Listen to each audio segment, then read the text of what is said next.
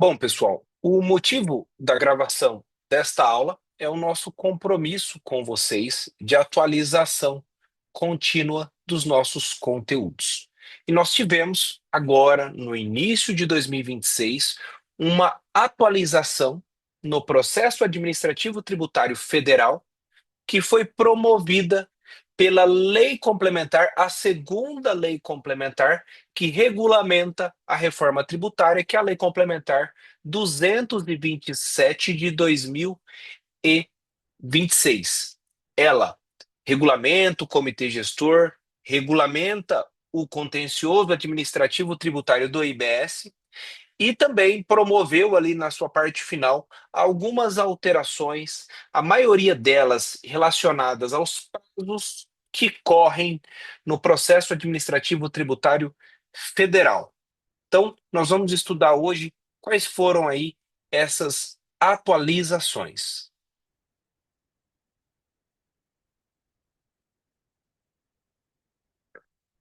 Então, são alterações da Lei Complementar 227 de 2026 no processo administrativo tributário federal, que hoje é regulamentado pelo decreto 70235.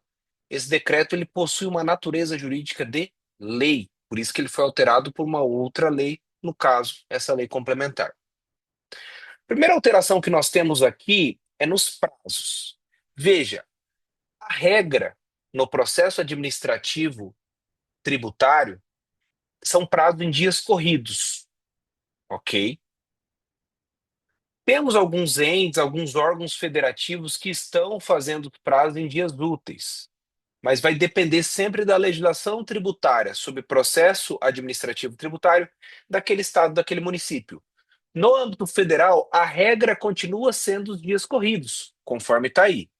Salvo, e aí essa é a parte que ele coloca aqui, né? Salvo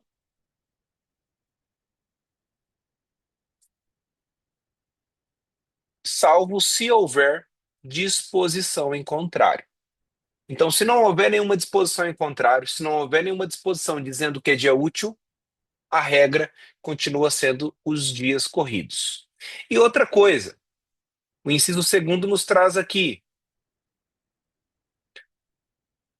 será excluído da contagem o dia do início e incluído o dia do vencimento. Essa aqui é uma regra que sempre esteve presente. Então, o dia que o seu cliente é notificado, por exemplo, para pagar ou apresentar uma impugnação, o dia que ele é notificado, você não inclui no prazo. Você exclui o dia da contagem e inclui o dia do vencimento, como a gente já teve oportunidade de ver no curso também, na nossa aula específica sobre contagem de prazos.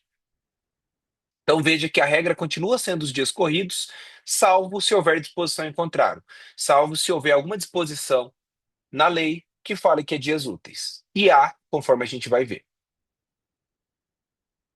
E a primeira delas está aqui. Então, quando não houver um prazo específico, seja determinado em uma decisão, em um despacho no processo administrativo tributário, ou na própria lei, o prazo que deverá ser considerado são 10 dias úteis. Então, tá lá, artigo 5b. Se não houver prazo expressamente previsto neste decreto, será ele de 10 dias úteis. Prazo para a realização de ato a cargo do sujeito passivo ou da fazenda pública, tá? Então, 10 dias úteis. Não há prazo previsto no decreto, um prazo específico, no processo administrativo tributário federal, você deve sempre considerar 10 dias úteis. Nós tivemos também algo que é muito bom, principalmente para os advogados e também os conselheiros do CARF, julgadores, que a incorporação do recesso forense.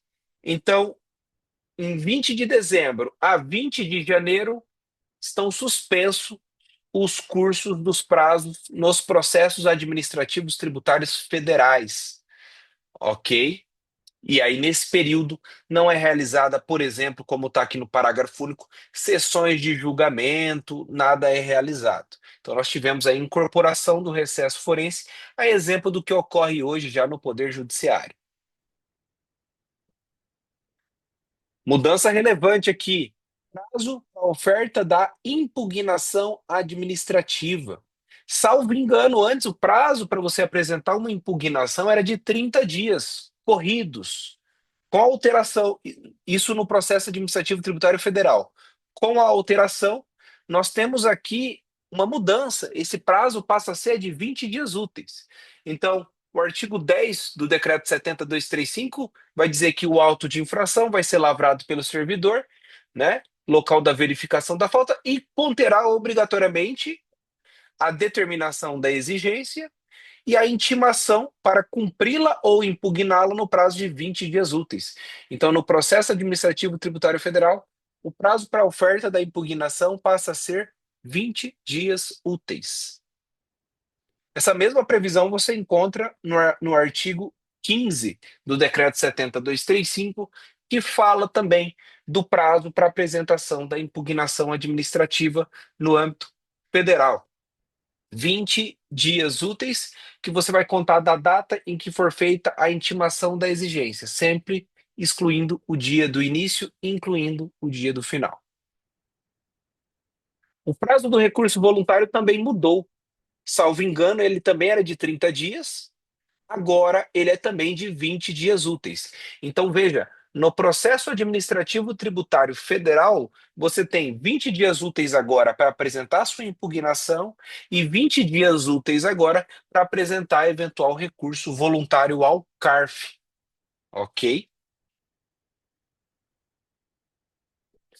Relativamente aqui à CBS, a Contribuição sobre Bens e Serviços, que foi um dos tributos novos instituídos pela reforma tributária, nós temos uma previsão específica relativa a ele, a essa contribuição.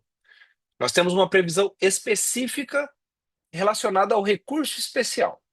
Apenas para contextualizar, o PIS e a COFINS hoje são contribuições federais e elas são julgadas no contencioso administrativo tributário pelo CARF, no âmbito ali do Ministério da Fazenda. Com a reforma tributária, não vai mais existir nem o PIS nem a COFINS. No lugar dela, vai ser a CBS, a Contribuição sobre Bens e Serviços, que basicamente é a unificação do PIS e da COFINS. Todo o contencioso administrativo tributário da CBS vai ser julgado no âmbito federal, porque a CBS é da União.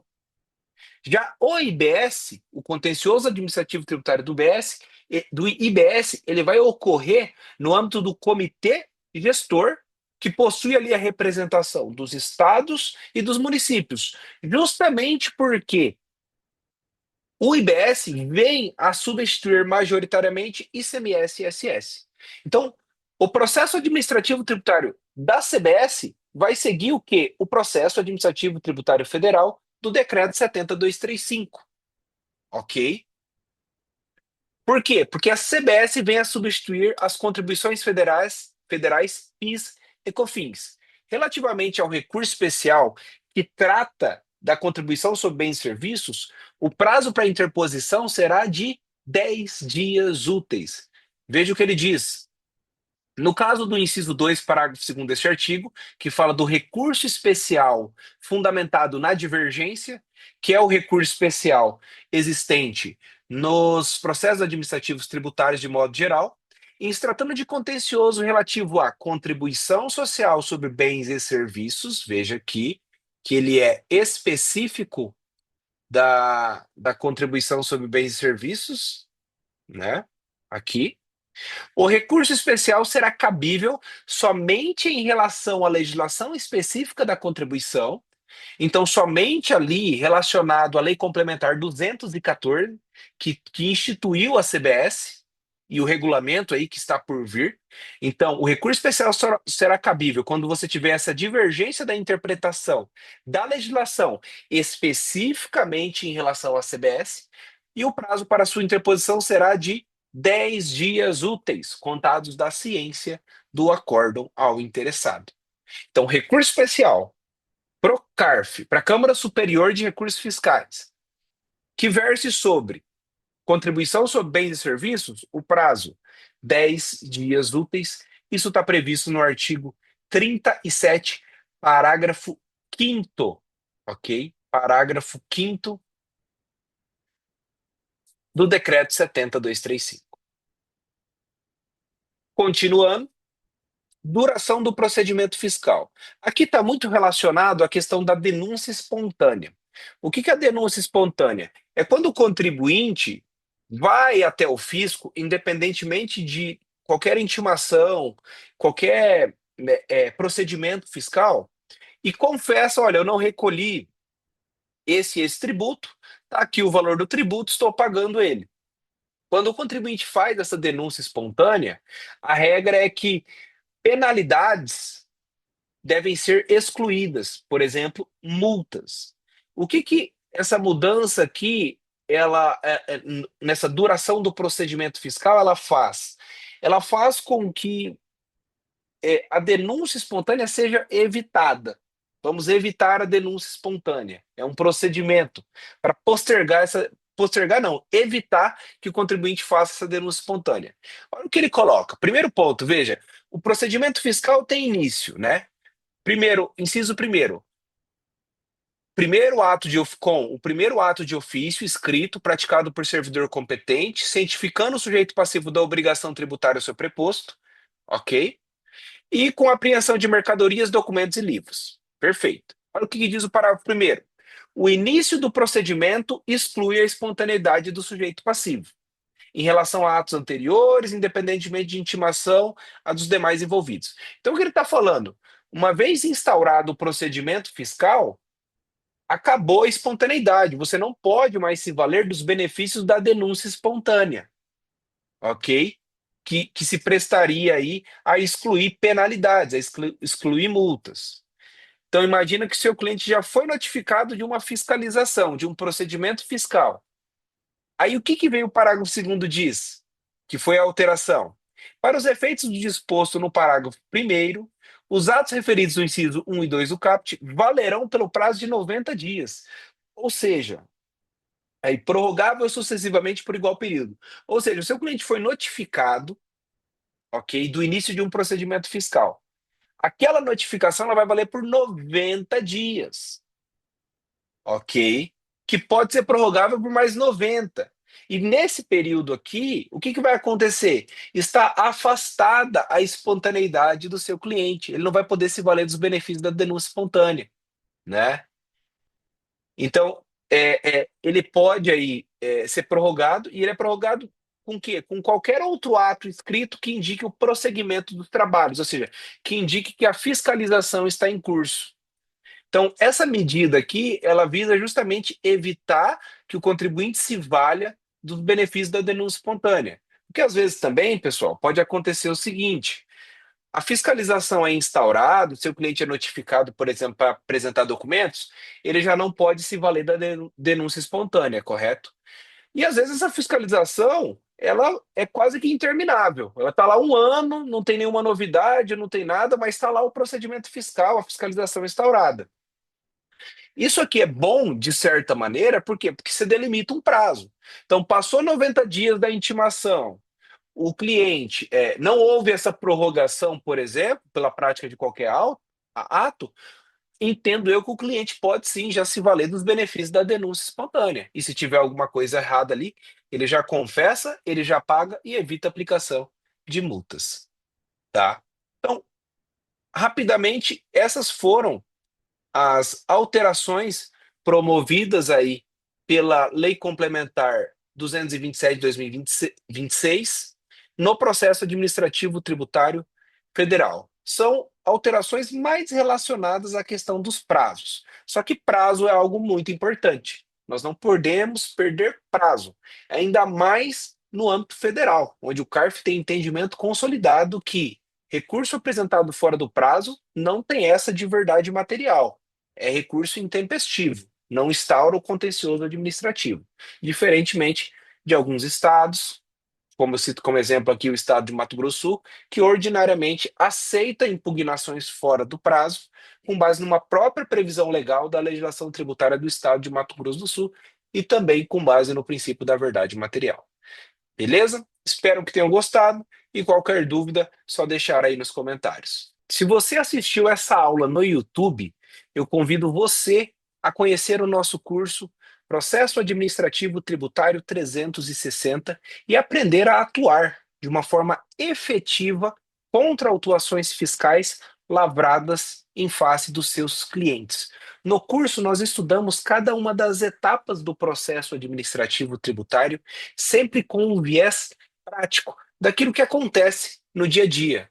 Tanto isso é verdade que no curso nós temos aulas específicas com análises de casos concretos, de autuações reais. Então, se você quer aprender a atuar no processo administrativo tributário e se destacar, ou até mesmo iniciar a sua atuação no direito tributário, o link para acesso ao curso está na descrição desse vídeo.